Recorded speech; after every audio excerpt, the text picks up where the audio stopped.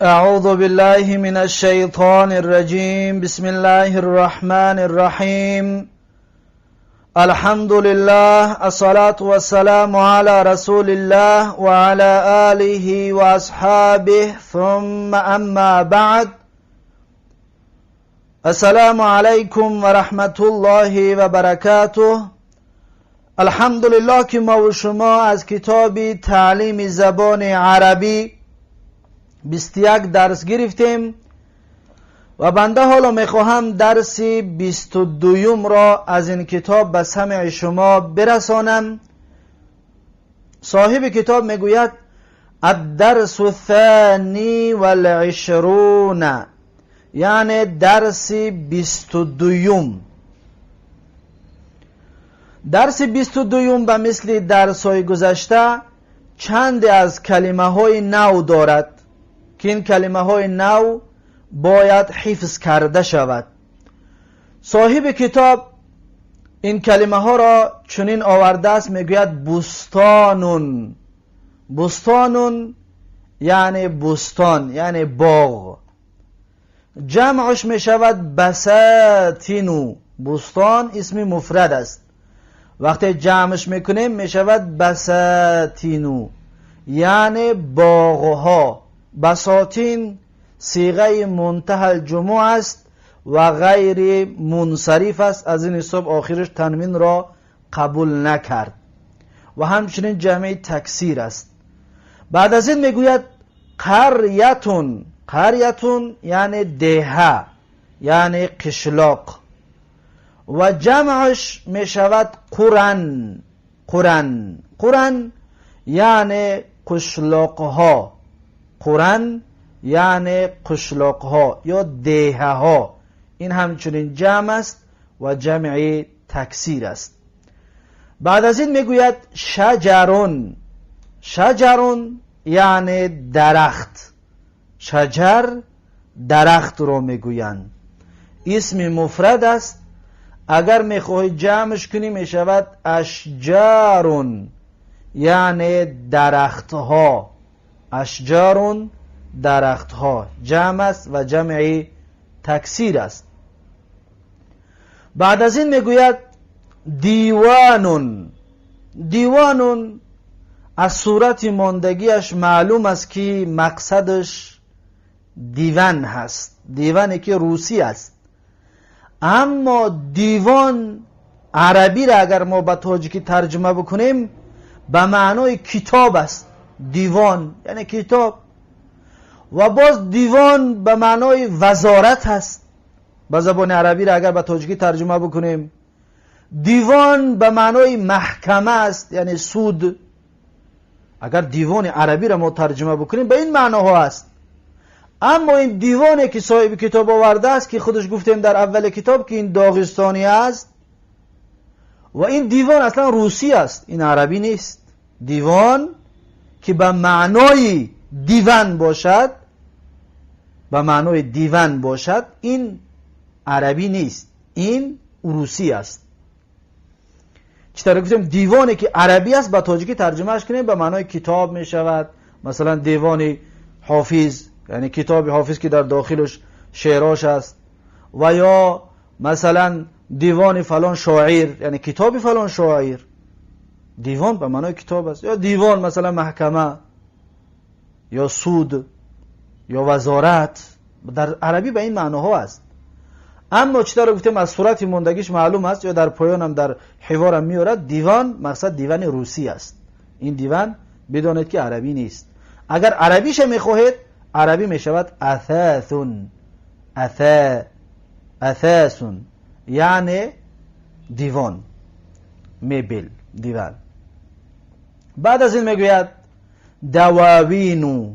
اکنون دیگه ترجمه خودی همین چطور که صاحب کتاب خواسته است همون را ترجمه میکنه، اما شما بدانید که این دیوان عربی نیست، دواوین همچنین عربی نیست.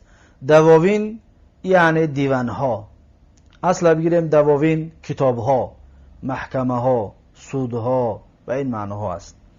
دواوین صیغه منتهی الجموع است، از این حساب آخرش تنوین را قبول نکرد. بعد از این میگوید نباتون. نباتون یعنی رستنی. نباتات، هر آن چیزی که از زمین میبراید، از زمین میبرامده چیزی میگه نباتون، رستنی. جمعش بکنیم اگر میشود جمع مؤنث سالم که نباتاتون، یعنی رستنی ها، رستنی ها. بعد از این میگوید نافذتون، نافذتون یعنی تریزه، و مثل شباکون در گذشته خونده بودیم، شباکون تریزه، نافذتون همچنین تریزه. و جمعش، نافذتون اسم مفرد است، جمعش میشود نوافذو، یعنی تریزه ها. پس نوافذو جمع نافذتون صیغه منتهی الجموع بوده است که آخرش تنوین را قبول نمیکند، یعنی غیر منصرف است. بعد از این میگوید منزلون، منزل اصلا جای فرامدن را میگویند در زبان عربی، اما همچنین منزل خانه را هم میگویند. منزل یعنی خانه، و مثل که در بیت خوانده بودیم، بیت منزل با یک معنا است، لیکن منزل در بعضی جایهای دیگر به معنای جای فرامدن هم می شود. بعد از این میگوید منازلو، منزل اسم مفرد است، جمعش می شود منازلو، یعنی منزلها، خانه ها، جایهای فرامدن. این صیغه منتهی الجموع است، همچنین که آخرش تنوین را قبول نمی کند. بعد از این میگوید نادرون، نادرون یعنی کمیاب، میگن که اون چیز بسیار نادر است. با تاجیکی و فارسی ما و شما همچنین نادر، نادر است، یعنی کمیاب، بسیار کمیاب است، نادر است. بعد از این میگوید مختلفون، مختلفون یعنی گوناگون، مختلف یعنی گوناگون. مثلا میگوی که الوان مختلفه، یعنی رنگ‌های گوناگون، رنگ‌های هر خیله، مختلف گوناگون، هر خیله، به همین معناها می شود. بعد از این میگوید کثیرون، کثیرون یعنی بسیار، کثیر مثلا بسیار. بعد از این میگوید وثیرون، وثیرون یعنی ملایم، مثلا یک استال ملایم ده میشینی میگوی که هذا وثیرون، یعنی این بسیار ملایم است. یا میگوی الکرسی وثیرون، یعنی استال بسیار ملایم است. یا به عربی گفتنی باشه میگوی الاثاث وثیرون، یعنی میبل یا دیوان ملایم است. بعد از این میگوید قلیلا، قلیلا خیلی کم، قلیلا یعنی کم، کثیرون بسیار، قلیل کم. بعد از این میگوید جدا، جدا یعنی خیلی، به نهایت. بعد از این میگوید قربه، قربه یعنی نزدیکی یا نزدی یا قریبی، همینطور ترجمه می شود، یعنی دوام دارد. از این حساب میگویم مثلا قرب المسجدی، نزدیکی مسجد، یا قرب المسجدی قریبی مسجد یا نزدی مسجد، همینطور ترجمه می شود قرب. بعد از این میگوید ذالک، ذالک آن، اسم اشاره برای بعید است، برای دور. همون ذاکه که خوانده بودیم همون است، فقط در بینش یا لام رو همراه کرد. این در زبان عربی جایز است. همون اسم اشاره برای بعید بود، ذالک، ذاکه که خواندیم، این همون ذالک است. ترجمه هر دوش یک است. برای مفرد مذکر بعید است، اسم اشاره بعید برای مفرد مذکر است، چطوری که ذاکه دا گفته بودیم. بعد از این میگوید لا اریدو، لا اریدو یعنی نمیخواهم من، لا اریدو نمیخواهم من. اریدو خواستن، فعل ماضیش اراده می شود، اراده خواست وی، خواست و یک مرد. اگر زن رو بگیم میگیم ارادت، خواست و یک زن. فعل مضارعش می شود یوریدو، یوریدو یعنی میخواهد و یک مرد. زن رو بگیم میگیم توریدو، میخواهد و یک زن. متکلم خودش که گپ زند میگوید اوریدو، یعنی من میخواهم. لا اوریدو یعنی نمیخواهم من. بعد از این میگوید تعال هنا نقرأ الدرس، تعال هنا نقرأ الدرس. اینجا بهتر است که ما بگیم تعال هنا نقرأ الدرس، این همزه را کسره میتیم. چرا؟ حالا بیان خواهیم کرد. همزه را چکار میکنیم؟ کسره اش میتیم، میگیم تعالی هنا نقرأید درس. نقرأید درس یعنی بیا اینجا میخوانیم درس را. بیا اینجا میخوانیم درس را. تعالی هنا دقت بدید، نقرأید درس یعنی بیا اینجا میخوانیم درس را. اکنون دقت بدید، اینجا یک مسئله نو آمدگی است. تعالی، تعالی فعل امر است، اسم فعل امر، گفتیم از این فعل ماضی و مضارع ندارد، فقط برای فعل امر ساختگی هستند. تعالی فعل امر است. هنا ظرف است، بیا اینجا یعنی تو بیا اینجا. تعالی را فاعلش ضمیر مستتر تقدیر انت. تعالی هنا بیا اینجا تو. نقرأ درس اصلا نقرأ هست. اصلا چی است؟ نقرأ هست، ساکن دارد و التقای ساکنان شد بین همزه نقرأ، همزه ساکن و دال شددا، دال یکم ساکن، التقای ساکنان شد، حرکت کسره براش دادیم. این حرکت کسره ما گفتیم که برای چی است؟ این حرکت حرکتی عارضی است، حرکت اصلی نیست.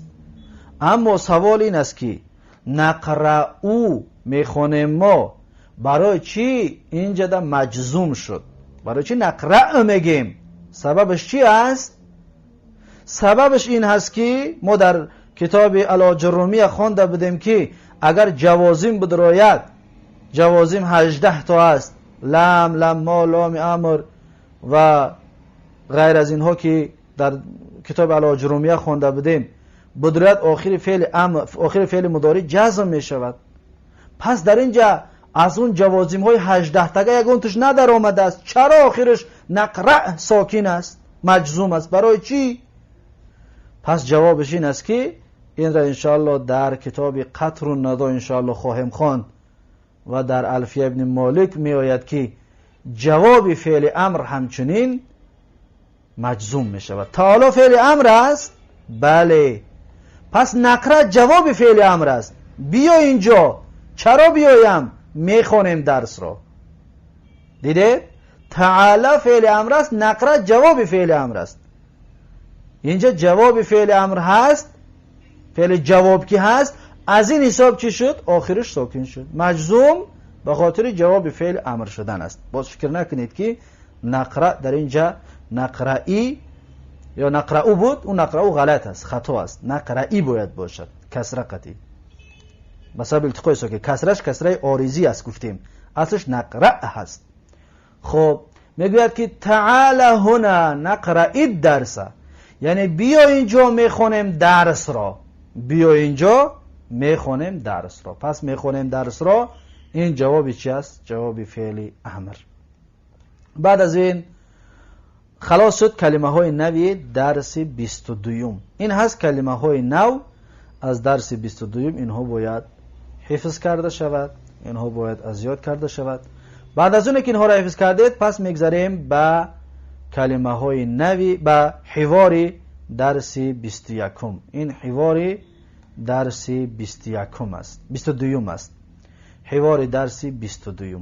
صاحب کتاب در این حوار چنین میگوید که لمن هذا البستان، یعنی این حوار از کلمه های نوی که حالا خواندیم، از کلمه هایی که در گذشته خوانده بودیم، از اونها برای ما یک حوار، یک گفتگوی تقدیم کرد. میگوید که لمن هذا البستان، یعنی از کی است این باغ؟ لمن، لی حرف جار، من اسم مجرور مبنی علی السکون در محل جر. من استفهامیه برای عاقل است. از کی است؟ یعنی صاحبش پرسیده ایستاده است این باغ. لمن جار و مجرور متعلق به کائن، خبر مقدم، هذا مبتدا، البستان بدل از هذا. هذا مبتدا مؤخر، بستانو بدل از هذا. لمن هذا البستان، از کی است این باغ؟ در جواب میگه هذا بستانی، این باغ من است. هذا مبتدا، بستانی خبر. این باغ من است، یعنی گپ زننده خودش جواب داد. بستانی یا متکلم، بستانی یعنی باغ من. هذا بستانی، این باغ من است. میگه فی هذا البستان نباتات نادرة و اشجار مختلفة کثیرة. دقت دادید؟ میگه فی هذا البستان، در این باغ، نباتات نادرتون، رستنی های کمیاب است، نادر است. و اشجار و درخت های مختلفتون، گوناگون، کثیرتون، بسیار است. یعنی میگوید در این باغ رستنی های نادر است و درخت های گوناگون بسیار است. دقت دادید؟ خوب دقت بتید اکنون. فی هذا البستانی، جار و مجرور متعلق به کائنون خبر مقدم. فی حرف جار، هذا اسم مجرور در محل جر، هذا مبدل من، البستانی بدل از هذا، یا بستان هم اکتانی بگیم بدل از هذا، زیرا که اسم اشاره معرف به ال باشد، بعد اسم اشاره معرف به ال باشد، اسم اون رو بدل از هذا میگرفتیمش. نباتات مبتدا مؤخر است. فی هذا البستانی مبتدا شد، خبر مقدم شد. نباتات مبتدا مؤخر است. نادرتون صفت از نباتاتون است. نباتاتون جمع مؤنث سالم بود.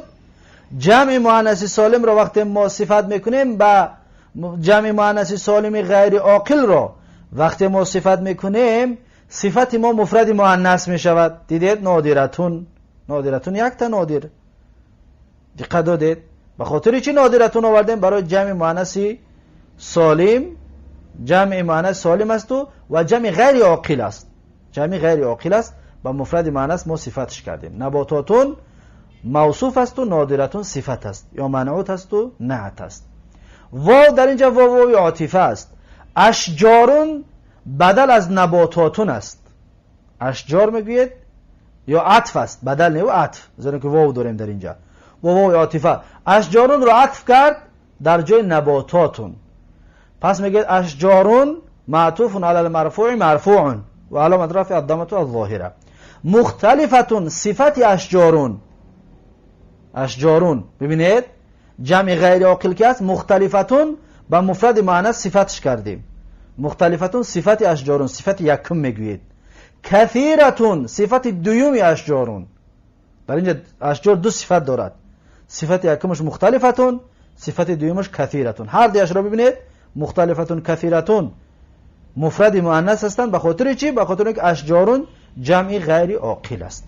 این قاعده هایی که در گراماتیکا در الاجرومیه خونده بودیم. بعد از این چی میگوید؟ میگوید که ما هذا البیت، چیست این خانه؟ دیدید؟ ما معلوم شد ما استفهامیه برای غیر عاقل، از غیر عاقل پرسیده است. صاحب خانه را نپرسیده است. همین بگیم یک بینا را دیده است، همون بینا را پرسیده است که این بینا چی است. میگم ما هذا البیت، چیست این خانه؟ این بینا چی است؟ ما مبتدا، هذا البیت خبر، هذا خبر، البیت بدل از هذا. بعد از این میگه هذا البیت الصغیر منزل. دقت دادید؟ هذا البیت الصغیر منزل، یعنی این خانه خرد خانه است، یعنی جای زندگی است. منزل است، منزل است یعنی جای زندگی است، خانه است، خانه زندگی میکردگی. اکنون هذا مبتدا است، البیت بدل از هذا است. الصغیر صفت البیت است. دقت دادید؟ الصغیر صفت از البیت است. پس خبر که جدا است، منزلون خبر است. هذا البیت الصغیر منزل، این خانه خردکک منزل است، جای زندگی است. و ذاک البیت البیت الکبیر مدرسه و قرب المدرسه مکتبه فیها کتب نادره مختلفه. دقت دادید؟ میگه و آن، ذالک اسم اشاره برای بعیدی، برای مذکر. و ذالک البیت الکبیر یعنی آن خانه کلان، مدرسه مکتب است. آن خانه، آن بینای کلان مکتب است. و قرب المدرسه مکتبه، و در نزدیکی مدرسه، در نزدیکی مکتب کتابخانه است. فیها کتب نادره مختلفه، در وی کتاب‌های نادر است و گوناگون است. در وی کتاب‌های کمیافتی گوناگون است. اکنون دقت بتید. و ذالک اسم اشاره مبتدا، البیت بدل از ذالک، الکبیرو صفت البیتو، مدرستون خبر، ذالک را مبتدا گفتیم، خبرش کجا است؟ مدرستون. بعد از این و قرب المدرستی، و در نزدیکی مدرسه. و قربه این ظرف است، منصوب است. برای چی قربه گفتیم؟ برای ظرف است، ظرف منصوب می شود، ظرف مکان است. المدرستی، مدرستی مضاف الیه هست. و قرب المدرستی این ظرف متعلق به کائنون مبتدا خبر مقدم است. مکتبتون مبتدای مؤخر است، مکتبتون مبتدای مؤخر. فیها در وی، یعنی در مکتبه. فیها را ما میتونیم باز بگیم مبتدا، فیها جار و مجرور متعلق به کائنون خبر مقدم. کتبون مبتدای مؤخر. نادرتون صفت یکم کتب. مختلفتون صفت دوم کتب. کتب در اینجا دو صفت دارد، یکمش نادرتون، یکم که کتب غیر عاقل است، نادرتون مفرد مؤنث آوردش، مختلفتون همچنین مفرد مؤنث آوردش. دیدید؟ برای کتب غیر عاقل است. پس میگوید فیها کتب مختلفتون جمله اسمیه. فیها جار و مجرور خبر مقدم، کتب مبتدا مؤخر. این جمله در محل رفع خبری مکتبتون می شود. مکتبتون را دیده، این را صفت کرده است که یعنی صفت مکتبه همین است که در داخلش کتاب‌های کمچین گوناگون است. پس ما یک قاعده داریم که جمله بعد از نکره صفت است، بعد از معرفه حال است. مکتبتون نکره که است، در اینجا فیها کتب نادرتون جمله اسمی صفت مکتبتون می شود. خب بعد از این میگوید که ماذا تريدو، یعنی چی میخواهی تو؟ ماذا در گذشته گفتیم مای استفهامیه غیر عاقل، ذا اسم اشاره مفرد مذکر، هرچه جمع کردیم ماذا شد. و ماذا در تاجیکی یعنی چی. ماذا تريدو یعنی چی میخواهی تو. تريدو فاعلش ضمیر مستتر انت، چی میخواهی تو. اريد ماء میخواهم آب، اريد ماء میخواهم آب را مفعول به. اريد میخواهم فاعلش ضمیر مستتر تقدیر انا، ماء چی است؟ مفعول به، میخواهم آب را. اريد فعل متکلم است، اريد یعنی من میخواهم. بعد از این میگه هل فی حجرتی که دیوانون، آیا در حجره تو دیوان هست؟ گفتم که این عروسی است، دیوان عروسی است. عربی قطعی باید میگه که هل فی حجرتی که اثاثون، یعنی آیا در حجره تو دیوان هست. هل فی حجرتی که، هل حرف استفهام، فی حجرتی که جار و مجرور خبر مقدم، متعلقش خبر مقدم، دیوانون مبتدای مؤخر. میگه نعم حرف جواب داد که بله. فی حجرتی دیوانون و هو وثیر جدا. چی میگوید؟ میگوید که فی حجرتی یعنی در حجره من، در کامنته من دیوان است، یعنی اثاثون بگوید بهتر است، اثاثون هست، یعنی دیوان بگیم رختی برای نشستن یا تختی برای نشستن هست. و هو وثیر جدا و وی ملایم است به نهایت، و وی ملایم است به نهایت. دقت بتید فی حجرتی جار و مجرور متعلق به کائنون خبر مقدم، دیوانون مبتدای مؤخر. پس فی حجرتی دیوانون مبتدا و خبر شد، یعنی در حجره من، در اتاق من، در کامنته من دیوان هست. و هو واو در اینجا واو عاطفه نیست، واو حالیه است. هو وی مبتدا، وثیرون این خبر می شود. جدا و هو وثیر جدا و وی ملایم است به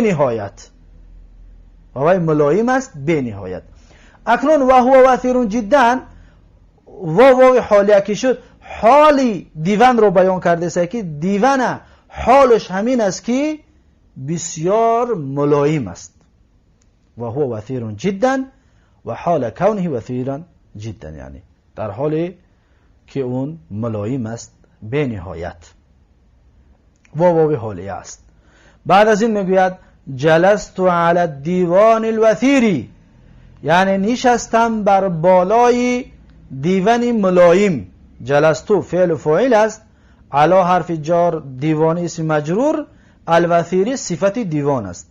دیوانی که صفتش همین است که ملایم است، دیوانی مجرور شد، الوثیر ببینید مجرور است.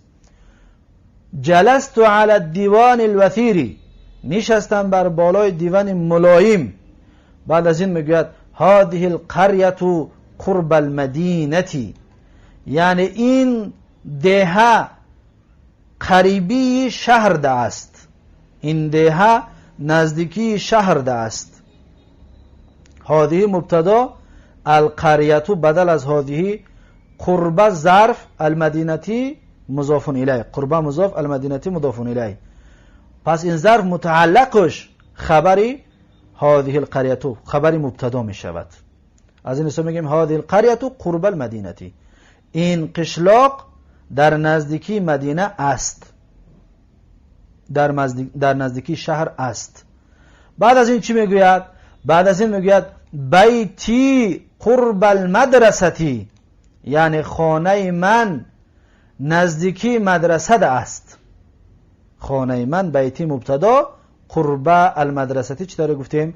قرب المدینه به مثل همون متعلقش خبری بیتی میشود، خبری مبتدا. خانه من نزدیکی مکتب ده است. الدیوان قرب البابی، دیوان یعنی دیوان، الاثاث قرب البابی، دیوان نزدیکی در ده است. الدیوان مبتدا یا الاثاث مبتدا، قرب البابی متعلقش خبر، چطوری که قرب المدرسه گفتیمش. الطاولة والكرسي، الطاولة والكرسي قرب النافذة، یعنی استال طعامخوری یا میزی طعامخوری و استال نزدیکی تریزه ده است. استال طعامخوری و استال نزدیکی تریزه ده است. الطاولة مبتدا و الکرسی و عاطفه، الکرسی بدل از طاولة، قرب النافذه متعلقش خبری مبتدای الطاولة. بعد از این میگوید من یجلس علی الدیوانی، یعنی کی می نشیند بر بالای دیوان؟ من یجلس علی الدیوانی، کی می نشیند بر بالای دیوان؟ در جواب میگوید اخوک، برادری تو. اخوک، برادری تو. اخوک خبر مبتدای محذوف است، یعنی هو اخوک، همون میشیشتگی برادری تو است، وی برادری تو، هو اخوک. اما هو را حذف کرد، اخوک خبر را ذکر کرد. بعد از این میگوید اجلس معی، اجلس معی قلیلا نقرأ الدرس و نشرب القهوة ثم اذهب الى البيت، یعنی میگوید بنشین، اجلس فعل امر، بشین تو یک مرد، معی همراه من، اجلس معی قلیلا بنشین همراه من کمی، مع همراه، این یا متکلم بود، معیه همراه من، اجلس معی قلیلا بنشین همراه من کمی، قلیلا کمی، نقرأ الدرس میخونیم درس را، اجلس معی قلیلا نقرأ الدرس میخونیم درس را، و نشرب القهوة و می نوشیم چای را، کافه را، ثم اذهب الى البيت پس برو به سوی خانه، پس برو به سوی خانه. اجلس معی قلیلا بشین همراه من کمی، نقرأ الدرس جواب فعل شرطش بگیریم، بشین میخونیم، جواب فعل شرطش بگیریم خوب تر است. نقرأ الدرس، این همزه را همچنین کسره میکنیم، اصل نقرأ مجزوم است، برای جواب فعل شرط است. اجلس معی قلیلا نقرأ الدرس و نشرب القهوة، این عطف به جای نقرأ می شود، القهوة ثم اذهب پس برو الى البيت به جانب خانه، یا می شود اجلس معی قلیلا نقرأ الدرس و نشرب القهوة ثم اذهب الى البيت. بعد از این میگه اقرأ قلیلا ثم اخرج والعب، یعنی چه؟ یعنی اقرأ قلیلا، کمی بخوان. ثم اخرج، پس ببرا بیرون شو، والعب و بازی کن. اقرأ قلیلا، بخوان کمی. ثم اخرج، پس ببرا، والعب و بازی کن. پس دیگر اینجا چه اعلال ها و چه کارهایی کردیم برای ما و شما معلومه. ثم اخرج، الف را نخوندیم، همزه را برای چی؟ برای همزه وصلیه است. والعب، همزه را نخوندیم برای چی؟ برای همزه وصلیه است، در درج کلام می افتد. اما اقرأ همزهش همزه وصلیه بود، خوندیم برای چی؟ برای در اولی کلام بود. پس این هست حوار و گفتگوی درس 22 کتاب تعلیم زبان عربی و این درس را در اینجا به پایان میرسانم و تا درس آینده یکایک شما رو به الله تبارک و تعالی میسپارم. هر کجایی که باشید سلامت و موفق و مؤید باشید. السلام علیکم و رحمت الله و برکاته.